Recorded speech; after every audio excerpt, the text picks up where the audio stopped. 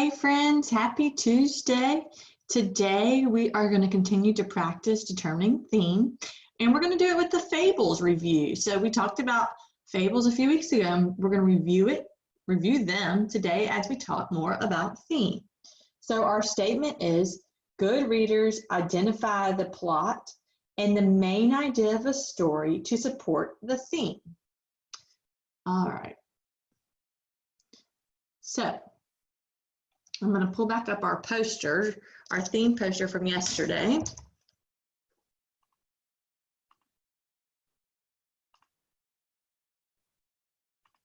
All right, so here's our poster. The theme is the message or lesson that the author wants you to take away from the story. You can ask yourself, what did the characters learn? Or how did the characters grow in order to help you determine the theme? Here is a list of some common themes: friendship, good versus evil, teamwork, believe in yourself, honesty, loss. Don't be afraid to try new things. Hard work pays off. Make the best of a bad situation. Be happy with what you have. These are some common themes. Okay. So the plot, which is the beginning, the middle, and the end of the story, also the problem and the solution, and the main idea of stories help us to identify the theme. We're going to be using fables today. So we're going to read some fables and we know we know about fables because we learned about it a few weeks ago. So let's go ahead and review fables. So what do we find in a fable? Animals that act like people, a moral, a hero, a villain, character with a weakness, only 2 to 3 characters, and the setting is usually outside. So fables are stories with a very, very clear theme, which is also the lesson or the moral. So yesterday I kind of mentioned that theme was reminding me of moral and lesson in a fable. Before we begin, I want to show you this organizer. See how it shows the theme, the main idea, and the plot. All 3 of these pieces of literature or text go together. They support one another. The theme, the main idea, and the plot are closely related. So the theme is the big idea, right? The plot is the beginning and the middle and the end. Okay, and the main idea is what the author wants you to remember. All right, so let's start. We're going to be reading the story, The Shepherd Boy and the Wolf, and it's an Aesop's fable. So we already read this a few weeks ago for a different lesson. So we're going to read it again, and this is actually a different version. So you're going to be listening to a video. So let me get it ready for us. All right. Okay, the title is The Shepherd Boy and the Wolf. Very familiar or very similar to The Boy Who Cried Wolf.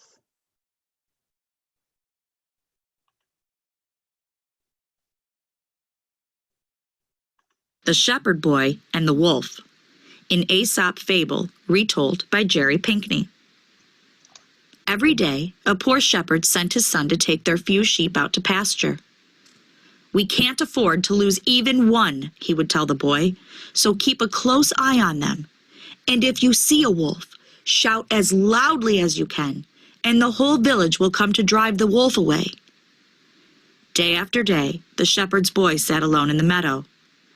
"I wish a wolf would come," he said to himself one day. "At least then something would happen." Then the boy had an idea. Jumping to his feet, he cried, "Wolf! Wolf!" as loudly as he could. Sure enough, the shepherd and the farmer, the milkmaid and the baker, all came running. But when they reached the meadow, all they found was the shepherd's boy, laughing at their trouble. "There's no wolf here," he shouted. "We've better things to do than run all this way for nothing," muttered the angry townsfolk to one another. That night, the shepherd's boy promised his father he would never play such a trick again. But a few days later, as he was watching the sheep, the boy became restless again. Thinking of how amusing his last trick had been, he drew in his breath and shouted, "Wolf! Wolf!" Again, all the villagers came running. But when they saw no wolf, they again grew angry. "There was a wolf, I swear," the shepherd's boy insisted. "He ran away when he heard you coming." But no one believed him, and they went home grumbling. The very next day, the shepherd's boy took the sheep to the meadow again. But just as the sheep started to graze, he saw a dark shape with glowing eyes lurking in the shadow of the trees. "Wolf!" he shouted as loudly as he could. The animal growled and crept closer. "Wolf! Wolf!" cried the frightened boy. But no one came, and the wolf leaped on one of the sheep, dragging it away into the forest. The moral of this story is, no one believes a liar. Please click the link.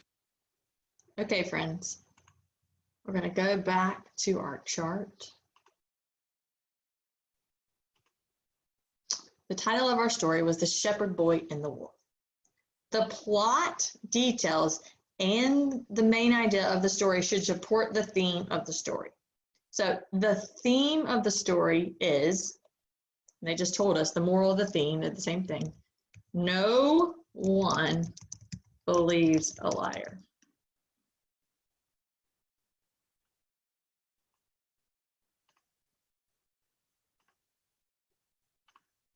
Okay. And like I just said, the plot details and the main idea of the story should support the theme of the story. So let's start with the plot. And the plot are the events in the story and that take place in order. So first, I know that the boy cried wolf twice when there was no wolf, and the townspeople did not like the boy's trick. Okay, then a wolf really came and the boy cried wolf again. Okay. Next, the townspeople did not believe the boy and did not come. Now, we knew that was going to happen because we already read the story, The Boy That Cried Wolf, and that's very similar to this one. Okay, and then finally, the last thing in the story was that the wolf ate one of the sheep. Oh no. All the main events in the story or in the plot tell a story in order that supports the theme that no one believes a liar. I can also identify the main idea which should support the theme. The main idea is a shepherd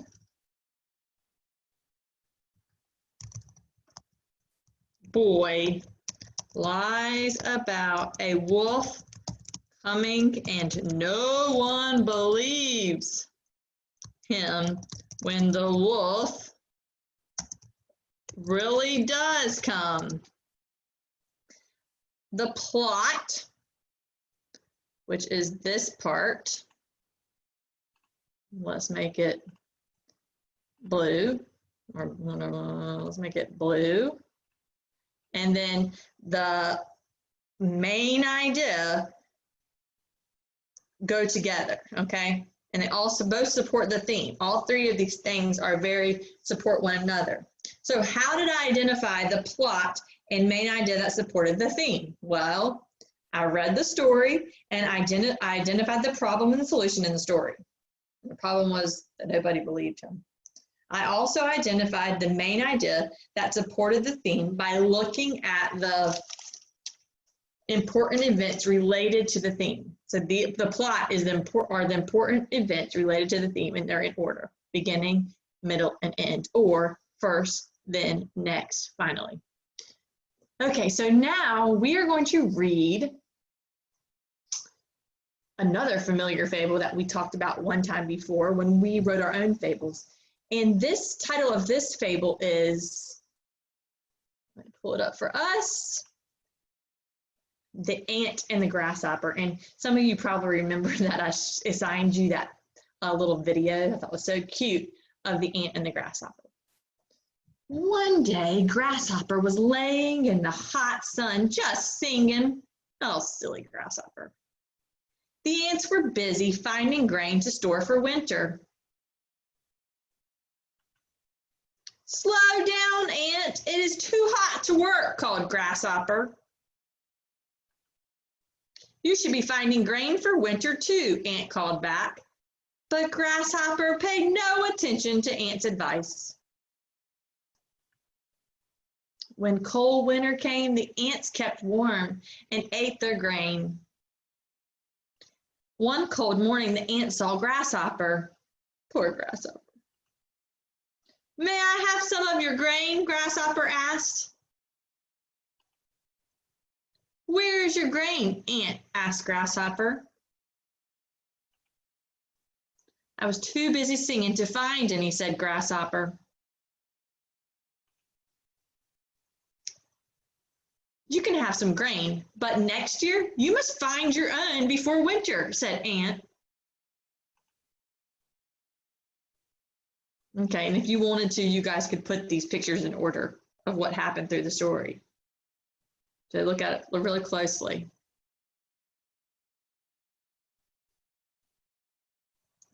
See if you can do A. Well, look at them and say, figure out if you can do what's first. Then after that, there's 6 of them, so 1 through 6. Ooh, start the quiz. Let's do the quiz.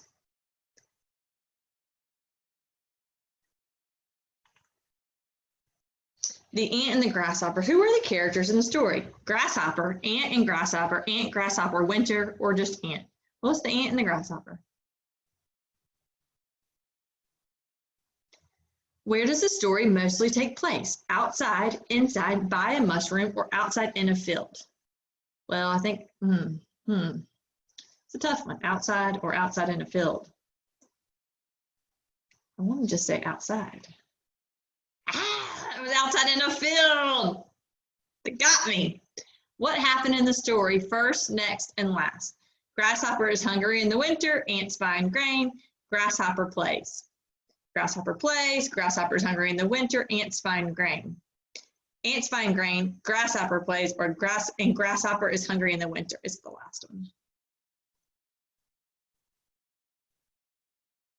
What was Grasshopper's problem in the story? Grasshopper had no grain for winter. Grasshopper sang it was too hot. Ant had all the grain. But Grasshopper had no grain. He didn't prepare. What lesson did Grasshopper learn? Now this is the moral. Find your grain before winter. The ant will always help you. Sing all summer, play all summer. No, he learned to find his grain before winter.